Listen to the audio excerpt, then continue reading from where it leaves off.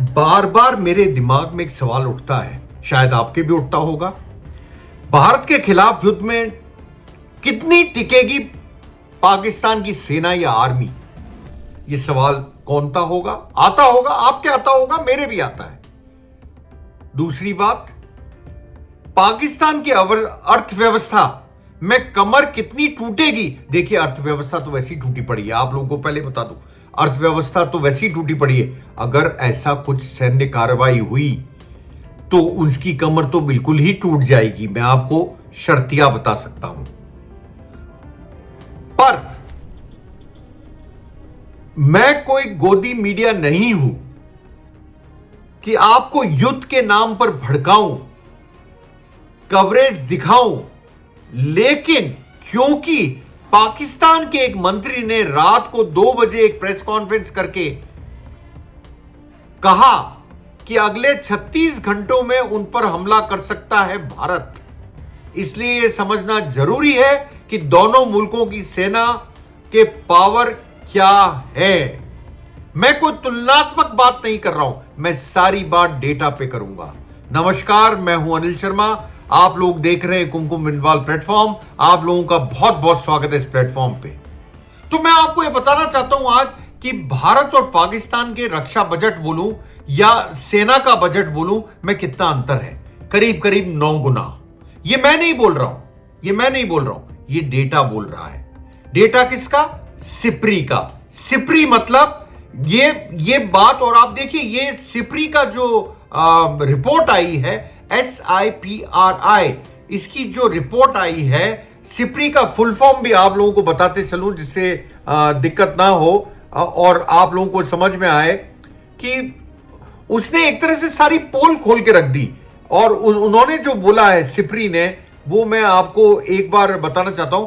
SIPRI एक think tank है, उसका नाम है Stockholm International Peace Research Institute, SIPRI, SIPRI. उन्होंने ऐसे टाइम पे आई है जब आप देखिए, जब जो आपस में संबंध हैं, वो जब पहलगाम में घातक आतंकी हमला हुआ, उसके बाद में ये रिपोर्ट आई है। और तनाव जो है भारत और पाकिस्तान के बीच में, वो चरम पर है, बिल्कुल चरम पर है। उस टाइम पर सिप्री ने तमाम देशों की सैन्य खर्चे से जुड़ी रिपोर्ट से दर्शाया है, भारत की ताकत को दर्शा दिया है एक तरह से। अगर मैं ऐसे बोलूं तो गलत नहीं होगा। सिप्री की रिपोर्ट ने भारत की ताकत को दर्शा दिया है। मैं आपको बताऊं, करीब करीब 9 गुना ज्यादा हमारा खर्चा है। किसके तुलनात्मक कर रहा हूं मैं? पाकिस्तान से। उन्होंने जो बोला है सिप्री ने, उनके हिसाब से 86.1 अरब डॉलर, 86.1 अरब डॉलर पिछले साल, भारत ने पिछले साल अपनी सेना पर 86.1 अरब डॉलर यानी कि 7,32,453 करोड़ रुपए खर्च करे थे। और पाकिस्तान ने कितने खर्च करे? आप ये सुनेंगे तो आपको लगेगा ये तो कोई लड़ाई का माहौल ही नहीं लगता। ये क्या है? ये किस चीज पे बात करता है पाकिस्तान? सिर्फ गीदड़ भपकियां, सिर्फ डराने की बातें। असलियत क्या है मैं बताता हूं आपको। सिप्री ने कितना दिया है? उन्होंने कहा है, सिप्री की रिपोर्ट में है, पाकिस्तान का जो मिलिट्री बजट है वो बहुत कम है, और वो भारत के मुकाबले, मैं भारत से तुलना कर रहा हूं, भारत के मुकाबले 10.2 अरब डॉलर का उनका मिलिट्री बजट था पिछले साल। अगर मैं पाकिस्तानी रुपए में उसको कन्वर्ट करूं तो वो आता है 2,85,397 करोड़ पाकिस्तानी रुपीस। आप बताइए, 9 गुना का अंतर है। अगर आप डॉलर टर्म्स में देखते हैं तो 9 गुना का करीब करीब अंतर आता है। क्या लड़ेंगे आप? क्या बात करता है पाकिस्तान? किस तरह की गीदड़ भपकियां देता है हमारे जैसे देश को, जो एकजुट है, जो आतंक के अगेंस्ट लड़ने को तैयार है, सेना तैयार है, जोश में है। क्या गीदड़ भभकियां देता फिरता है। देख लीजिए, मैंने आपको डेटा बताया, डेटा पढ़ के आपको समझ में आया होगा। और सबसे बड़ी बात, दुनिया के 5 बड़े देशों में टॉप 5 जो खर्च करते हैं उसमें भारत, रक्षा के ऊपर, उसमें भारत का नाम 5वें स्थान पर आता है। पहला अमेरिका, दूसरा चाइना, तीसरा रशिया, चौथा जर्मनी, 5वां भारत। पाकिस्तान कहीं नहीं है इसमें। ये गीदड़ भभकियों से कोई काम नहीं चलेगा, ये पाकिस्तान वालों को समझना चाहिए, वो ऐसी गलती ना करें। भारत के पास कितना रुपया खर्च करा है, कितना, कोई मुकाबला ही नहीं है अगर मैं आपसे बोलूं तो। और वैसे भी अगर आप देखें, अब भारत का ये जो पाकिस्तान का रुपया है उसकी वैल्यू जानते हैं आप क्या है? डॉलर के मुकाबले पाकिस्तानी रुपया करीब 280 के आसपास है। क्या बात करते हैं आप? हमारे यहां 85-86 है, वहां पे 280 है। मतलब $1 अगर आपको खरीदना है पाकिस्तान में तो 280 रुपए खर्च करने पड़ेंगे। और डेटा क्या बोलता है, उसी पे मैं आता हूं कि अगर ऐसा कुछ हुआ तो पूरी की पूरी इकोनॉमिक एक्टिविटी, आर्थिक गतिविधियां कहां पर? पाकिस्तान में एक तरह से रुक सी जाएंगी। और पाकिस्तान एक क्राइसिस की तरफ, एक अर्थव्यवस्था जो है वो एक मुश्किल की तरफ और बढ़ना शुरू हो जाएगी। और ये बढ़नी शुरू हो गई थी जब भारत ने डिप्लोमेटिक एक्शंस लिए थे। और इसमें आप सबसे बड़ी बात देखिए कि इन्फ्लेशन जो है ये पाकिस्तान की सेंट्रल बैंक बोल रही है, मैं नहीं बोल रहा हूं। पाकिस्तान की सेंट्रल बैंक, जैसे हमारे यहां की रिजर्व बैंक ऑफ इंडिया, उनका कहना है कि 2025 में इन्फ्लेशन जो है वो 5.5% से 7.5% रहेगा। मैं आपको बताता हूं, पर पहलगाम और साथ में अगर ऐसा कुछ हो जाता है सैन्य कार्रवाई, तो इनका जो इन्फ्लेशन बोलूं या मुद्रास्फीति दर बोलूं, चाहे महंगाई दर बोलूं, वो बहुत बढ़ जाएगी। ये बहुत कम की बात कर रहे हैं अभी तो, पर 5.5 से 7.5% भी कम नहीं होता। और यह बताता है कि पाकिस्तान की हालत क्या है। आगे और बताता हूं, आप सबसे बड़ी चीज देखिएगा जो आप लोगों को समझनी चाहिए।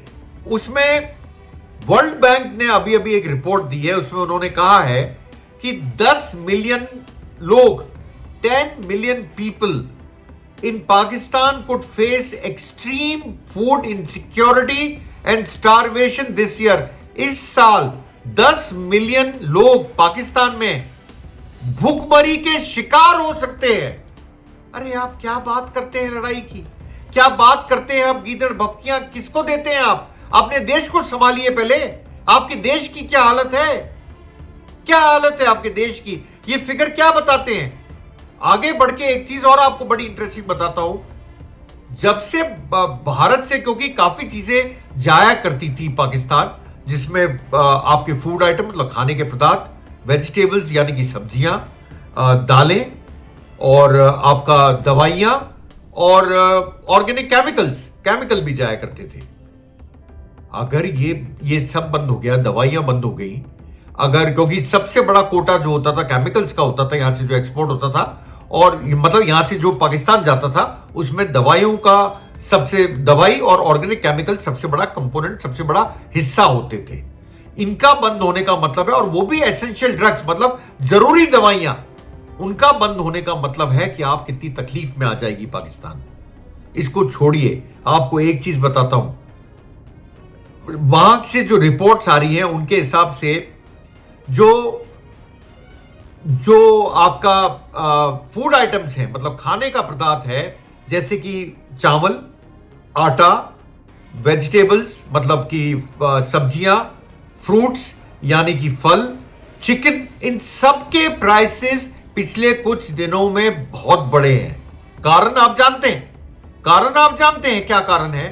क्योंकि हिंदुस्तान ने जो एक्शन लिए, बायलैटरल ट्रेड, द्विपक्षीय जो प्रॉब्लम हुई ट्रेड को लेके, द्विपक्षीय जो ट्रेड को लेके है बात, उस पे, और मीडिया रिपोर्ट्स की अगर बात में मानूं तो आज की तारीख में पाकिस्तान में चावल जो है वो बिक रहा है 340 रुपए पर केजी, पर किलोग्राम। ये कोई सुपर बासमती फाइन राइस नहीं है, लॉन्ग ग्रेन राइस नहीं है, ये बासमती राइस नहीं है, ये नॉर्मल एक चावल की बात कर रहा हूं मैं। 340 रुपए पर केजी। चिकन, जिसको मैं मानता हूं पाकिस्तान में ज्यादातर लोग नॉन वेजिटेरियंस हैं, वो खाते हैं, उसकी हालत क्या है आज? 800 रुपए पर किलोग्राम। आटा, आटा तो सबसे जरूरी चीज है, आटे का क्या हाल है? आटा जो है 150 से 190 रुपए पर किलोग्राम। और सबसे बड़ी बात यह भी मैं ऐड करना चाहूंगा, जो कराची स्टॉक एक्सचेंज है उसका इंडेक्स 3000 पॉइंट से नीचे गिरा। कब? तारीख ध्यान रखिएगा, 30 अप्रैल को। क्यों? डर की वजह से कहीं अटैक ना हो जाए, डर की वजह से 3000 पॉइंट से ज्यादा एक दिन में गिरा। यह बड़ी बात है, आप समझिए। अब मैं आपको सिर्फ बताना चाहता हूं कि पानी का जब बात आई, सिंधु जल समझौते को जो सस्पेंड करा गया, आप देखिए उसको सस्पेंड करने से वहां पे बहुत अंतर पड़ेगा पाकिस्तान में, क्योंकि करीब करीब 38% लोग कृषि पे जी रहे हैं पाकिस्तान में। पानी नहीं होगा तो कैसी कृषि? आपका 24% वो जीडीपी मतलब ग्रॉस डोमेस्टिक प्रोडक्ट में उसका परसेंटेज रेशियो है कृषि का। 24% जीडीपी क्या मतलब? National income. नेशनल इनकम क्या? सर्विसेज, प्रोडक्शन, सब कुछ मिला जुला के जो एक आपकी पूरी इनकम निकल के आती है उसको हम जीडीपी बोलते हैं, ग्रॉस डोमेस्टिक प्रोडक्ट। 24% कंट्रीब्यूशन उसमें है कृषि का।